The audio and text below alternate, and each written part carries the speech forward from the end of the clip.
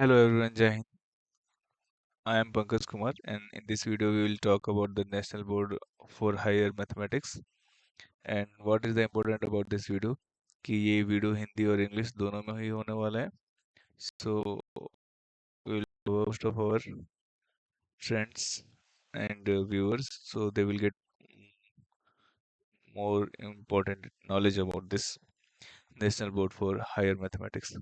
So पहले चर्चा करते हैं ये है क्या.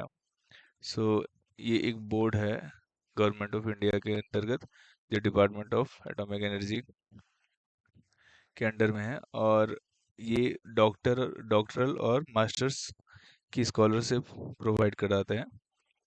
तो डॉक्टर मतलब जो बच्चे पीएचडी करना चाहते हैं and those student who want to go for the masters for them this boards will providing the fellowship और as we can say scholarship. So let's see इसका एप्लीकेशन फॉर्म जो होता है. The application form released in December only, and the test is happened on January last week. So this will be the date. So this is the old PDF which I am showing, but mostly concept will be same. The dates will be changed.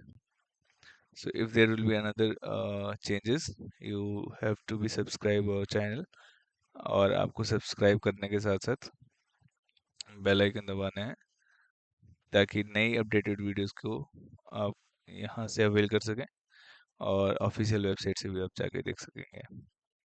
सो यहाँ पे दो तरह के fellowship है, doctoral fellowship और master scholarship के बारे में. सो बेसिकली बहुत छोटा सा कॉन्सेप्ट आपको बताता हूँ. एग्ज़ाम का जो डेट होगा वो exam form will be released in December. So for few days उसकी जो फीस होती है वो फीस 600 करीब होती है. मैक्सिमम 400 से 600 होगी. 400 मास्टर्स के लिए होती है एंड 600 पीएचडी के लिए होती है. और जब उस डेट को अगर आप क्रॉस कर जाते हो तो अलग से एक और डेट निकालते हैं वो. नेक्स्ट जो डेट आती है उसमें फीस जो होती है 600 से 800 से 1000. अगेन 800 फॉर मास्टर्स और 1000 दोनों कोर्स के लिए, मास्टर्स और डॉक्टरल कोर्स के लिए. तो जब भी आप इस एप्लीकेशन को अप्लाई करोगे तो आपके पास ऑप्शन आएगा कि either you choose masters only or you can choose only doctoral for PhD or you can choose both. तो इसका एक रिटन एग्ज़ाम होता है और जो रिटन एग्ज़ाम का जो स्कोर होगा उन मार्क्स को यूज़ करके आप इन सारे इंस्टीट्यूट में भी पार्टिसिपेट कर सकते हो पीएचडी या फिर मास्टर्स के लिए. ठीक है. So foreign students also can apply this application form but they will not able to avail the scholarship. They can get a admission but they have to pay on their own. So these are the participating institute जिसमें इस exam को निकालने के बाद से आप इसमें भी पार्टिसिपेट कर सकते हो पीएचडी और मास्टर्स के लिए. तो इस वीडियो में आगे हम लोग देखेंगे कि कितनी फेलोशिप मिलती है और एचआरए मिलता है कि नहीं, मैटरनिटी लीव मिलता है कि नहीं और बाकी की कभी वीडियो में हम लोग देखेंगे कि सिलेबस वगैरह का है.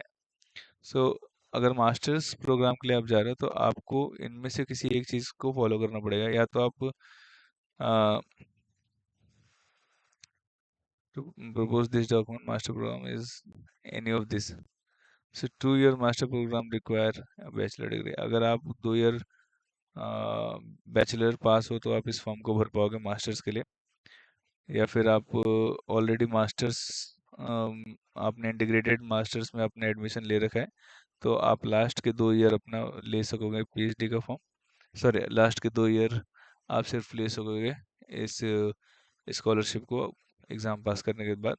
या फिर अगर आपने इंटीग्रेटेड पीएचडी में एडमिशन लिया है तो जो मास्टर्स का आपका प्रोग्राम फेलोशिप हो गया और शुरू के 2 ईयर में आपको मिलेगा.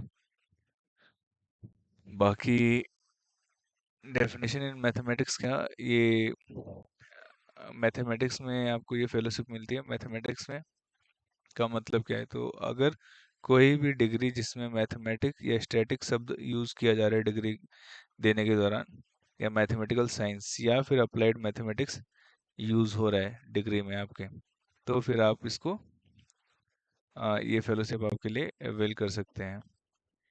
डॉक्टरल में क्या है, आपको डॉक्टरल में आपको पीएचडी डिग्री देगी, और पीएचडी डिग्री में इन मैथमेटिक्स होगा, और इन मैथमेटिक्स मतलब प्योर मैथमेटिक्स और अप्लाइड मैथमेटिक्स हो सकते हैं। आपको फेलोशिप देते हैं, मंथली स्टाइपेंड मिलेगा गवर्नमेंट ऑफ इंडिया के अंतर्गत, और एचआरए भी आपको देंगे। ये थोड़ा इम्पोर्टेंट है, जो बच्चे MEd 6 year integrated MS MEd कर रहे हैं, सो प्रोग्राम में also qualify the consideration as a master's program, and clarification regarding this could be sought by writing to one of the zonal coordinate. So अगर आप integrated MEd कर रहे हो masters में मैथमेटिक्स में, तो इस चीज़ को क्लैरिफाई करने के लिए एक बार आप जोनल कोऑर्डिनेटर को एक बार ईमेल करोगे कि आपका ये प्रोग्राम है और आप मैथमेटिक्स में के लिए अप्लाई कर रहे हो।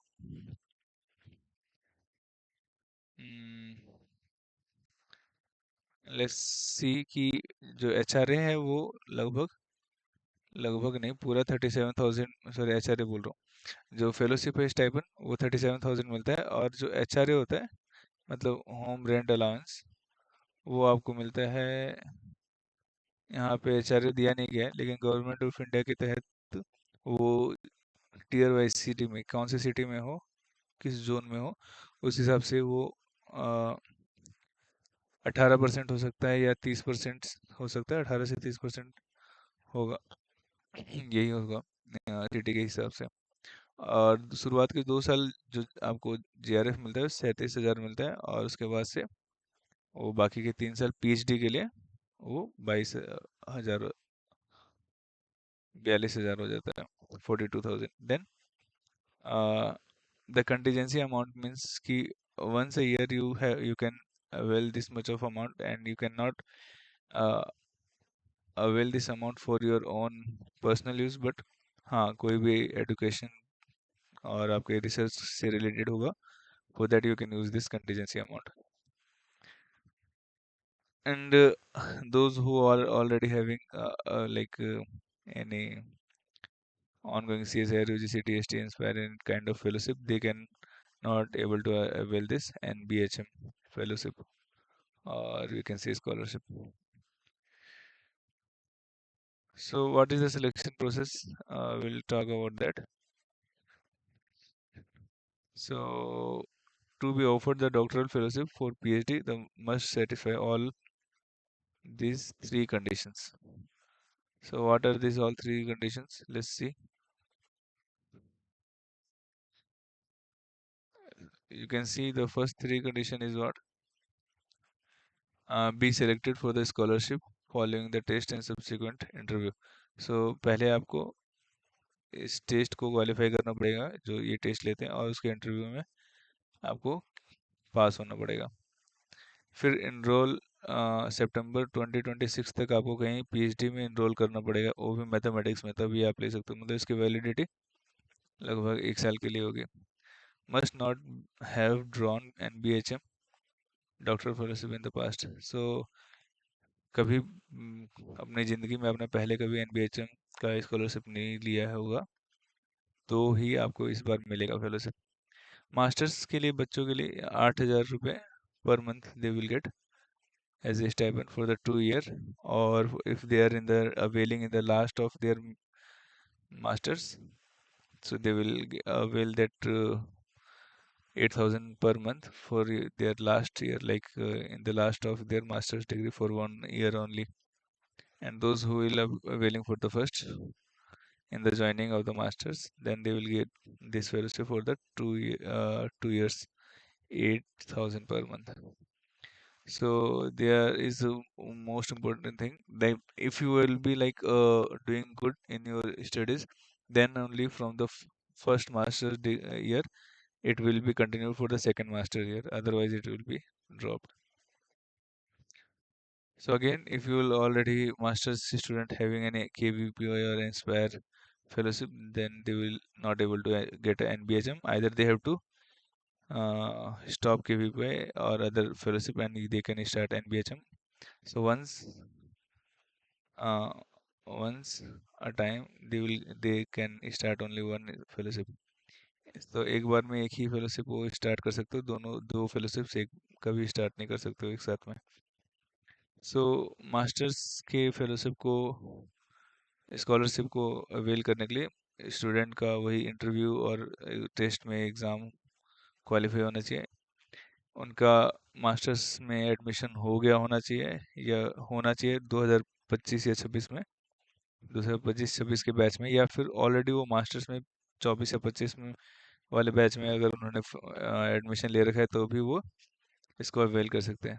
सो must not draw any NBH. So पहले कभी उन्होंने एनबीएचएम का फेलोशिप नहीं लिया, स्कॉलरशिप नहीं लिया होगा, तो ही इस बार वो ले सकते हैं। सिलेक्शन प्रोसेस के पहले आपका रिटन टेस्ट होगा। सो रिटन टेस्ट का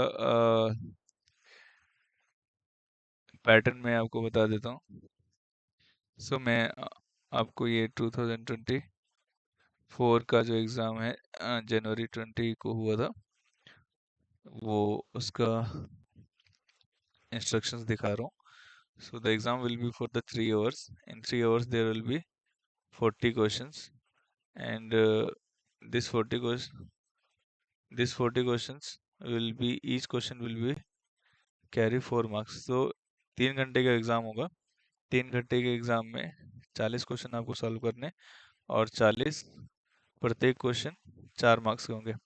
यहाँ पे कोई भी सेपरेट क्वेश्चन पेपर नहीं है मास्टर्स और पीएचडी के लिए, दोनों के लिए ही सेम पेपर होगा, और उसी उनके मार्क्स के बेसिस पे उनको मास्टर्स और पीएचडी के लिए अलग अलग शॉर्ट लिस्ट, कैंडिडेट की शॉर्ट लिस्ट बनेगी। ठीक है, तो मास्टर्स के लिए एक अलग और पीएचडी के लिए अलग शॉर्ट लिस्ट होगा। और उनको एक को आंसर बुक मिलेगा। आंसर बुक में उन बॉक्स में उनको अपना आंसर लिखना है। पूरा स्टेप लिखने की ज़रूरत नहीं है, जो भी आपका एग्जैक्ट एक्यूरेट आंसर है वही आपको अपना आंसर लिखना है। स्टेप्स स्टेप वाइज लिखने की ज़रूरत नहीं है।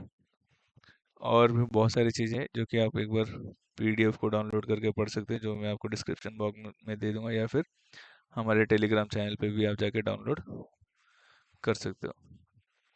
और साथ साथ सिर्फ इतना ही काफ़ी नहीं है रिटन टेस्ट और इंटरव्यू शॉर्ट लिस्ट। जो कमेटी होगी वो कमेटी आपका एक्चुअल में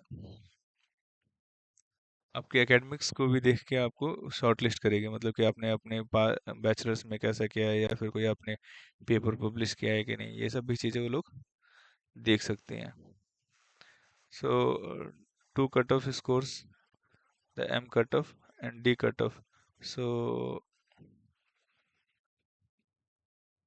doctoral cutoff, will be announced by the selection committee on the test performance data to be doctoral interview shortlist,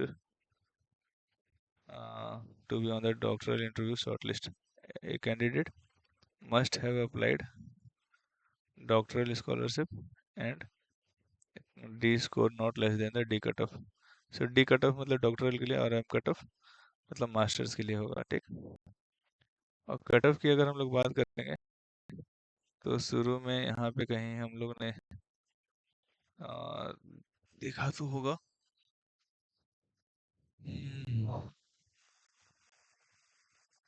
चलो तो यहाँ पे आप देख सकते हो कि जो डॉक्टरल का कट ऑफ है वो 54 मार्क्स है, और मास्टर्स का जो कट ऑफ है 2024 में जो जनवरी में एग्ज़ाम हुआ है उसका 38 है। और वही कट ऑफ डॉक्टरल के लिए 25 में घट गया है 48, और मास्टर्स के लिए 40। तो अगर मास्टर्स के बच्चे अगर आप 45 तक लाते हो तो डेफिनेटली आपका हो जाएगा, और जो बच्चे पीएचडी करना चाहते हैं they should get at least 60, then definitely they will get a PhD fellowship, NBHM. So यहाँ तक बने रहने हुआ क्यों? लास्ट में ये इम्पोर्टेंट मेल आईडी है, आप इन पे क्वेश्चन कर सकते हो डायरेक्टली। और these are the things which is previous year, but the time and line will be same, but year will change almost. So thanks for watching. We'll meet in the next video. Jai Hind. Hope so you enjoyed this video.